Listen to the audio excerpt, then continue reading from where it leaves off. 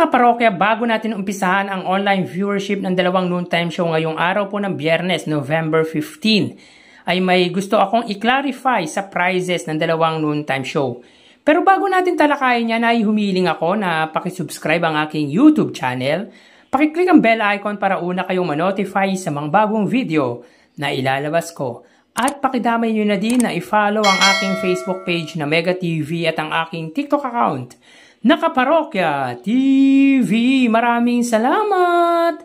So yun nga mga parokya, aside sa may gusto tayong i-clarify sa prizes, ay ibabahagi ko na din po ang halaga or yung papremyo na ibinahagi ng dalawang noontime show kahapon. So sa last 3 episodes from Monday, November 13 to Wednesday, November 13, they have been given a total of 882,000 pesos, kung saan ang 657,000 dito ay sa Eat Bulaga at 225,000 naman po sa noontime show ng ABS-CBN. Mga kaparokya, not to criticize nor correcting the Facebook page na pinagkukuhanan po natin ng information with regards to that, mga kaparokya. Gusto ko lang pong i-clarify yung amount na ibinibigay ng It's Showtime, just to be fair sa kanila. Kasi bago ko ibigay yung prizes information, ay chinecheck ko muna yung live Facebook ng It's Showtime. But again, I just want to apologize because hindi ko po naisama ang 10,000 pesos para sa winner ng tawag ng tanghalan.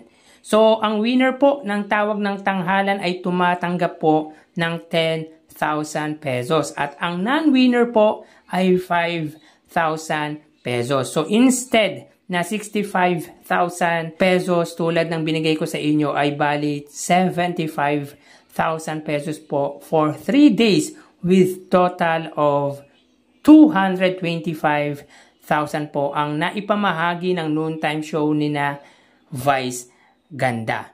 So yun nga mga parokya, ito po ay para sa spirit of fairness when it comes to prizes given by 2 biggest noontime show here in our country. So punta po tayo sa prizes para sa araw naman po ng Huwebes kahapon. Kahapong episode po to mga kaparokya. So dito sa data makikita po natin na ang It's Showtime ay may 45,000 pesos. Pero as I watched live Facebook ng It's Showtime, they gave a total of 80,000 pesos. So nagbigay po sila ng 80,000 pesos. 25,000 dito ay para po sa showing Bulilit.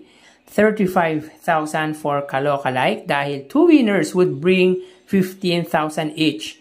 And 5,000 for non-winners. So kahapon po kasi mga parokya ay dalawa po ang nanalo sa Kalokalike.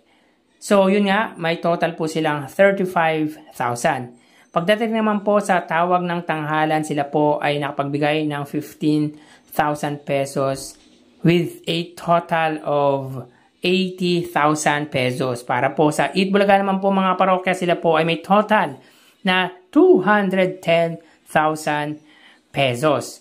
Sa 210,000 pesos dito mga parokya, ang 30,000 po ay sa Pera Fee segment, 15,000 sa Oh Baby Contest, 90,000 sa Sugod Bahay mga kapatid, 65,000 naman po sa Gimme 5, at 15,000 naman po sa Bawal Judgmental Ka Ba, with a total of 210,000 pesos. So, bali ang combined prizes po nila ay 290,000 pesos. So, in 4 days episodes, mga kaparokya, sila po ay may total amount of 1,172,000 pesos. Kung saan ang 305,000 po dito ay sa It's Showtime at ang 867,000 naman po ay sa noontime show ng legendary trio na Eat Bulaga. So malayo pa din po ang pagitan ng dalawang noontime show when we talk about papremyo. So tara ating alamin ang online viewership ng dalawang bigating noontime show. Para sa Eat Bulaga, under TVJ Facebook page na may 2.6 million followers at sa It's Showtime naman po na may 18 million followers. So as of 1:07 PM, ang It's Showtime po ay may kasalukuyang segment na Kalokalike. Samantalang ang Eat Bulaga naman po, sila po ay may kasalukuyang segment na Sugod Bahay Mga Kapatid. So dito makita po natin mga kaparokya, ang It's Showtime po ay may 5,500 live viewers at ang Eat Bulaga naman po ay may 3,700 live viewers. So again mga kaparokya, as of 1:07 PM, ang It's Showtime ay may 5,400 viewers at ang Eat Bulaga naman po ay may 3,700 live viewers. Mapunta naman po tayo sa TV Network YouTube channel ng dalawang noontime show. Para po sa It's Showtime under GMA Network YouTube channel na may 37 million subscribers at sa Eat Bulaga naman po under TV5 Philippines na may kasalukuyang subscribers na 2.1 million subscribers. So, as of 1:08 PM, ang It's Showtime under GMA Network, sila po ay may 13,000 viewers.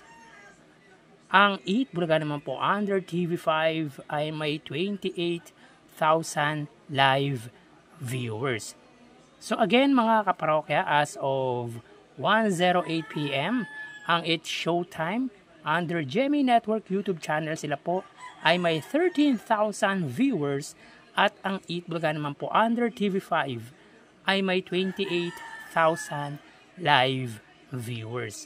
Mapunta naman po tayo mga kaparokya sa main YouTube channel ng dalawang noontime show. Para po sa It's Showtime under ABS-CBN It's Showtime na may 2.43 million subscribers. At para naman po sa Eat Bulaga under Eat Bulaga TVJ YouTube channel na may 1.15 or 1.16 million subscribers. So as of 1:09 PM, ang It's Showtime, sila po ay may 71,000 viewers. Ang Eat Bulaga naman po, sila ay may 84,000 live viewers.